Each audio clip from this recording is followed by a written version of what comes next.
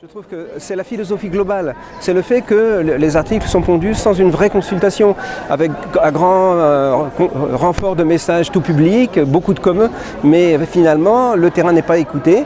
Et il y a à la fois des bonnes choses et des mauvaises choses, mais c'est la mise en œuvre qui fait souci plus souvent que le fond. Son projet de loi école de la confiance, c'est plutôt école de la défiance, puisque quand bien même il s'est dit la semaine dernière prêt à amender certaines parties de son projet de loi, ça reste très à la marge et en attendant, il ne modifie rien de ce qui nous interpelle et nous inquiète. Tout simplement qu'encore une fois on veut faire des économies sur le dos des élèves et sur le dos des enseignants.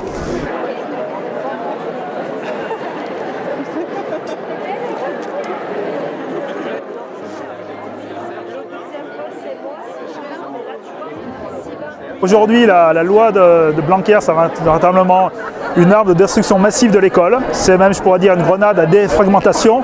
Le projet de loi ne me convient absolument pas, puisque c'est la mort de plusieurs dispositifs qui étaient mis en place pour les enfants en difficulté.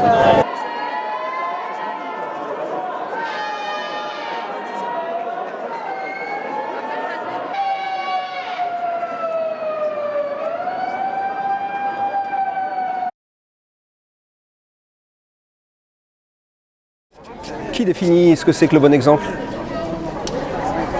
Je trouve une réponse très jésuitique, mais je vous réponds une question par une question. On sent là une volonté très claire d'intimider et de museler les enseignants qui ne pourraient pas émettre la moindre critique sur l'institution éducation nationale.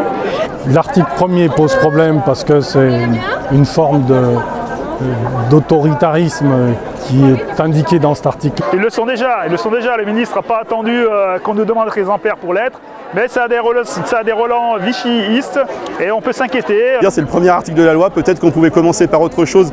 En termes de confiance vis-à-vis des enseignants, c'est peut-être pas forcément la meilleure des méthodes. Avec d'ailleurs l'interdiction qu'ont certains d'aller manifester, ce qui est scandaleux, la restriction du droit de manifestation, la restriction du droit à s'exprimer, l'expression de la manifestation et la libre expression doit être un droit élémentaire, fondamental et garanti par la Constitution.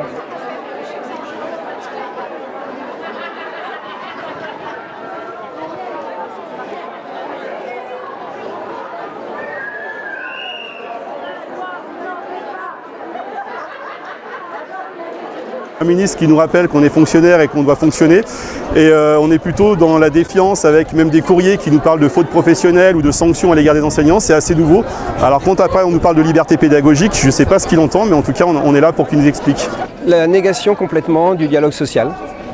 Si c'est inutile de manifester, ça veut dire que c'est inutile d'écouter le terrain, ça veut dire que les syndicats sont inutiles. Ça dit bien ce qu'est le ministre en ce moment, il n'y a pas de souci.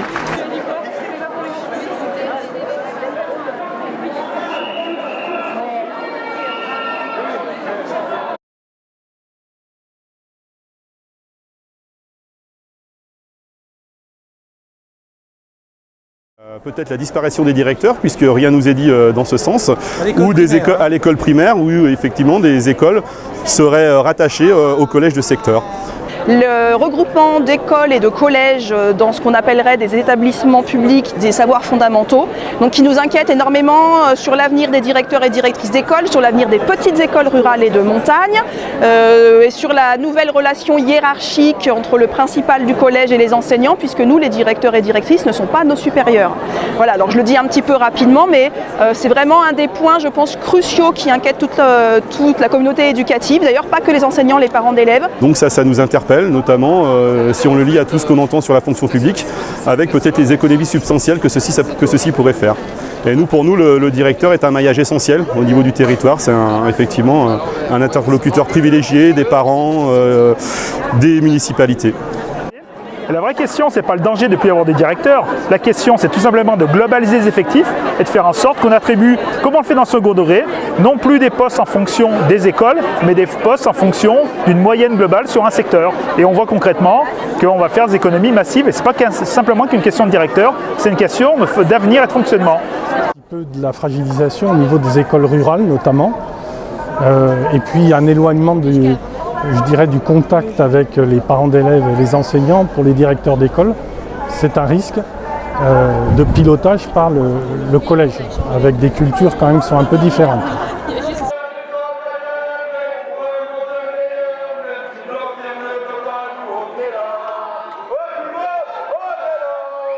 We are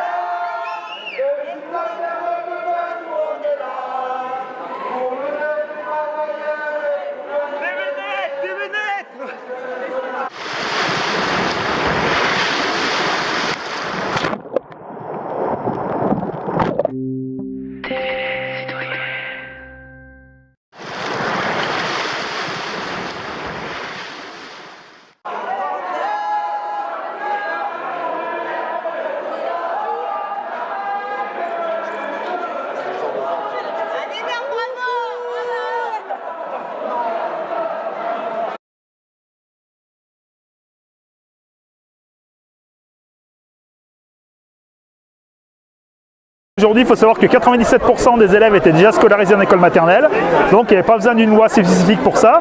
Ça respectait la liberté des parents qui ne souhaitaient pas l'inscrire. Par contre, il est bien inscrit noir sur blanc désormais dans la loi que les jardins d'enfants pourront, à lieu et place des écoles, assurer l'enseignement, c'est-à-dire sans enseignants, uniquement avec des ASEM par exemple. Et désormais, la réforme aussi du statut des ASEM fait qu'elles peuvent désormais faire de la pédagogie. Et donc tout ça est préparé de longue date. C'est une entreprise de destruction de l'école publique. Pour les 25 000 enfants qui ne le sont pas, c'est bien, mais la grande majorité sont dans les territoires de Mayotte, la Guyane, où de toute façon il n'y a pas les moyens pour le faire. Et en attendant, la seule incidence que ça aura, c'est d'obliger les communes à financer les écoles maternelles privées. Donc à nouveau, eh bien, quelque chose qui se fera au détriment de l'école publique. Jusqu'à présent, depuis la loi Debré, les communes doivent effectivement financer les élèves, même qu'ils soient dans le public ou dans le privé. Là, c'est quand même un joli cadeau au privé où les communes devront financer aussi les écoles privées. On sait bien que le budget des communes est relativement contraint et donc du coup on pense que ça sera un budget constant, ce qui fait que, encore une fois, on va diminuer les fonds des écoles publiques alors qu'on a grandement besoin de fonds dans ces écoles. C'est partout qu'il faut le développer, et le service public, c'est ça l'égalité. C'est partout qu'il faut le développer, l'école de la confiance, on n'en veut pas. La réforme du lycée, on n'en veut pas. Les Parcoursup, on n'en veut pas. Et la précarité, on n'en veut pas. Et qu'est-ce qu'on veut? La solidarité.